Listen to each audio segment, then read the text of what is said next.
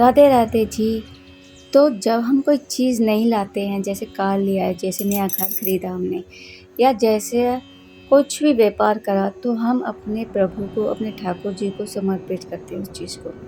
तो वो चीज़ हमारी नहीं रह जाती, वो हमारे प्रभु की हो जाती है और उसकी रखवाली वही करते हैं। तो आज का जो प्रसंग है ना, उसी के ऊपर है, तो ध्यान से सुनना, आपको बहुत अच्छा लगेगा। तो ये कहानी है, सच्ची कहानी है ये दिल्ली की।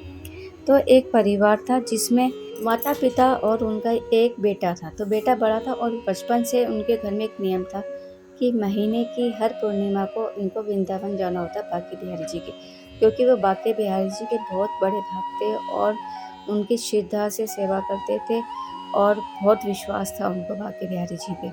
तो हर महीने वो सब जाते थे और ट्रेन से जाते थे और धीरे धीरे समय चलता गया और उनका बेटा बड़ा हो गया। और जब बेटा बड़ा हो गया तो फिर उसकी शादी करी और उनके घर में बहू आई। और एक दिन बेटा अपनी बीवी से बोलता है कि इस घर में एक नियम है कि हम महीने की हर पूर्णिमा को वृंदावन जाते हैं, तो ये नियम तुम्हें भी मनाना पड़ेगा। तो उनकी बीवी भी लड्डू गोपाल की भक्त होती है, ठाकुर जी की भक्त होती है। वो सुन के खुश हो जाती है कि मनाना क्यों पड़ेगा, मैं तो खुश हूँ, मैं तो राजी हूँ, मैं तो खुद अपने लड्डू गोपाल ठाकुर जी की भक्त हूँ। तो ये तो मेरा सौभाग्य है कि मुझे हर महीने वृंदावन जाने का मौका मिलेगा। तो ऐसे ही समय बीतता रहता है। तो पहले उनकी संतान होती है और वो होता है लड़का। और फिर जब लड़का हो जाता है तो उसको भी वो वृंदावन लेके जाते हैं, दर्शन करा के लाते हैं। फिर ऐसे ही समय निकलता रहता है। फिर उनकी दूसरी संतान होती है, वो भी लड़का होता है, तो उसको भी ऐसे ही वृंदावन ले जाते हैं और उसको दर्शन करा के लाते हैं। तो बच्चे भी बड़े हो जाते हैं, 3-4 साल के हो ही जाते हैं। और एक दिन वृंदावन से दर्शन के आ रहे होते हैं तो उनकी बीवी में एक भाव आता है कि क्यों ना हम कार ले लें, क्योंकि ऐसे ट्रेन में बसों में जा के इतना टाइम निकल गया और बच्चे भी छोटे हैं, परेशान होते हैं। तो उनके जो पति होते हैं वो बोलते हैं ठीक है, अगर ठाकुर जी की कृपा होगी तो ज़रूर ले लेंगे, उनकी इच्छा के बिना कुछ नहीं होता। तो ऐसे चलते रहते हैं और ट्रेन से जा रहे होते हैं वो उस टाइम। फिर पहुंच जाते हैं घर में। फिर घर में जाके भी बात करते हैं एक बार, तो कहते हैं ठीक है, हम मेहनत करेंगे और पैसे जोड़ेंगे और ठाकुर जी की इच्छा होगी तो ज़रूर ले लेंगे। तो ऐसे समय बीतता रहता है। उनके पति बहुत मेहनत करते हैं, काम करते हैं और एक समय ऐसे आता है कि उनके पास खूब पैसा इकट्ठा हो जाता है और फिर वे कार ले लेते हैं। तो घर में बहुत सब खुश होते हैं। जब कोई नई चीज़ आती है तो सबको बहुत खुशी होती है। तो उनकी बीवी, पति और उनके बच्चे दोनों सब खुश होते हैं। तो गाड़ी को शोरूम से लेके आते हैं और गाड़ी को पहली बार वृंदावन लेके जाते हैं पूजा करने के लिए। तो पंडित जी भी काफ़ी देख के खुश होते हैं कि अब काफ़ी समय से आ रहे थे उनके पास और उन्होंने गाड़ी ले ली है। तो वो बताते हैं कि मैंने गाड़ी ले ली है। तो वो कहते हैं ठीक है, आप अभी पूजा वूजा कर लीजिए और प्रसाद ले लीजिए, फिर उसके बाद जब दिन में मंदिर के पट बंद होंगे ना, तो फिर मैं आके गाड़ी की आपकी पूजा कर दूँगा। तो ठीक है, वो बोलते हैं और चले जाते हैं। और फिर उसके बाद दिन हो जाता है तो फिर पंडित जी आते हैं और उनकी गाड़ी की पूजा करने लगते हैं। और देख के बहुत ही खुश होते हैं पंडित जी कि चलो बहुत बहुत मुबारक हो, आपने गाड़ी ले ली। और उनकी गाड़ी पे बोनेट पे वो लिख देते हैं श्री बांके बिहारी जी की जय। खुशी वो लोग वृंदावन से दिल्ली चले जाते हैं और रात भी हो जाती है क्योंकि सुबह के चले होते हैं, बहुत थके होते हैं। तो थक के सो जाते हैं और जब थक जाते हैं तो नींद भी बहुत गहरी आती है। तो सब सो जाते हैं और फिर सुबह जब उनके पति उठते हैं और बालकनी में देखते हैं जाके, वो एकदम हैरान रह जाते हैं, चौंक जाते हैं, क्योंकि उन्होंने जहाँ गाड़ी खड़ी करी थी, उन्होंने गली में सड़क पे अपनी गाड़ी खड़ी करी थी, उनकी गाड़ी नहीं थी। वो बहुत दुखी होते हैं, बहुत परेशान हो जाते हैं, क्योंकि गाड़ी उन्होंने वहीं पे खड़ी करी थी, खूब अच्छे से चेक करके उन्होंने बंद करी थी, लॉक भी लगाया था। तो सब बहुत परेशान हो जाते हैं, ऐसे गाड़ी कहाँ चलेगी। तो फिर वो अपने सबको बताते, अपनी बीवी को, अपने बच्चों को, सब बहुत परेशान होते हैं, आंखों में आंसू आ जाते हैं, क्योंकि बहुत मेहनत से उन्होंने गाड़ी खरीदी थी, एक एक पैसा इकट्ठा करके खरीदी थी। तो सब बहुत परेशान हो जाते हैं। उनकी बीवी कहती है ठाकुर जी, ये ऐसा अनर्थ कैसे हो गया, मैं तो आपके पास गाड़ी लेके आई थी और आपके मंदिर में पूजा करवाई थी, तो हमसे क्या ऐसी गलती हो गई जो ये सज़ा में मिली।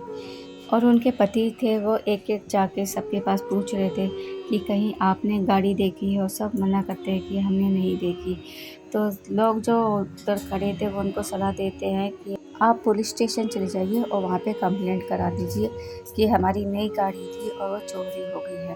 तो फिर वो ऐसे ही करते हैं और पति पत्नी पुलिस स्टेशन चले जाते हैं और रिपोर्ट लिखवा के आते हैं कि हमारी नई गाड़ी थी वो चोरी हो गई है और उसको जल्द से जल्द ढूंढवा दो। तो वो रिपोर्ट लिखवा के दुखी मन से बहुत परेशान थे घर आ जाते हैं, और घर आके भी परेशान थे, बातें करने लग जाते हैं, और बच्चे भी परेशान थे, सब रो रहे थे। तो सोचते हैं कहीं ना कहीं से खबर आएगी, थाने से खबर आएगी, यही सोच सोच के वो लोग सो जाते हैं रात में। और फिर सुबह जब उनके पति उठते हैं तो एक बार बालकोनी में जाते हैं और जाग के एकदम चौंक जाते हैं, हैरान रह जाते हैं। वो देखते हैं कि नीचे उनकी गाड़ी खड़ी है और वो फूलों से सजी हुई है।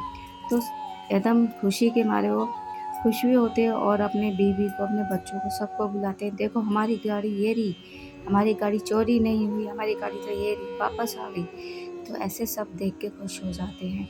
और फिर वो जब नीचे जाके देखते हैं कि गाड़ी फूलों से सजी हुई है और रंग बिरंगे फूलों से सजी, सब देख के हैरान, और आस पड़ोस के सब लोग आ जाते हैं। जब वो गाड़ी का गेट खोलते हैं तो आगे वाली सीट पर एक लेटर रखा था, तो वो उसको उठाते हैं और पढ़ना शुरू करते हैं।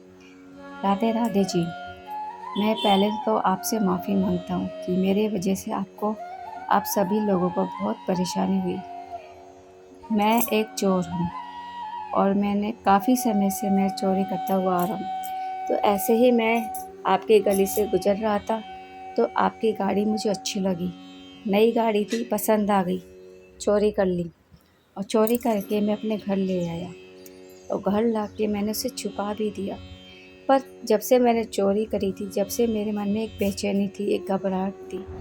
ऐसा मेरे साथ कभी नहीं हुआ, मैं काफ़ी समय से चोरी करता हुआ आ रहा हूँ। तो ये सब अनुभव मेरे को पहली बार हो रहा था कि ये मैंने क्या कर दिया।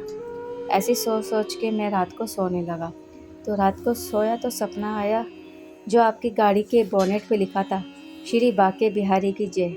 तो यही आवाज़ मेरे कानों में बार बार गूंज रही थी, बार बार गूंज रही थी, श्री बाके बिहारी जी की जय, श्री बाके बिहारी जी की जय, श्री बाके बिहारी जी की जय। तो मैं बहुत ही परेशान और बेचैन होकर उठता हूँ।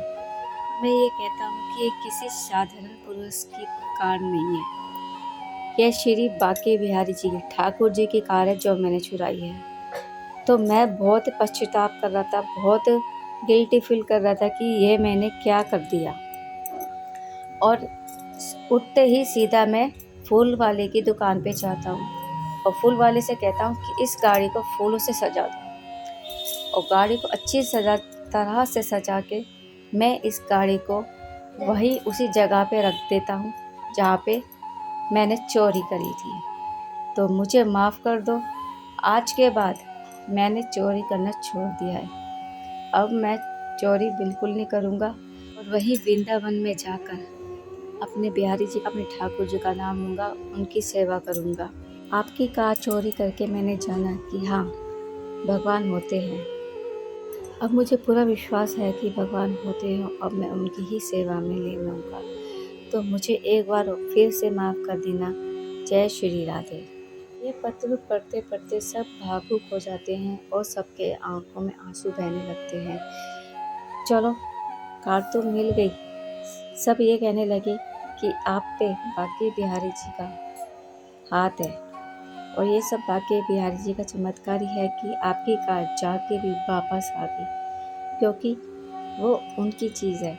आपने उनको समर्पित करी थी, ठाकुर जी को समर्पित करी थी, तो ठाकुर जी कैसे उसको कहीं और जाने। हम मन में भी सोचते हैं ना, कोई भाव लाते हैं कि ठाकुर जी मैं आपको ये करना चाहता हूँ, ये देना चाहता हूँ, तो वो मानसिक भाव भी वो ग्रहण कर लेते हैं। इसलिए बस अपना विश्वास बना के रखो ठाकुर जी पे, अपने लड्डू गोपाल पे, वो सबकी सुनते हैं और जैसे उनको कराना होता है ना, वो वैसे करा लेते हैं। इसलिए जय श्री राधे।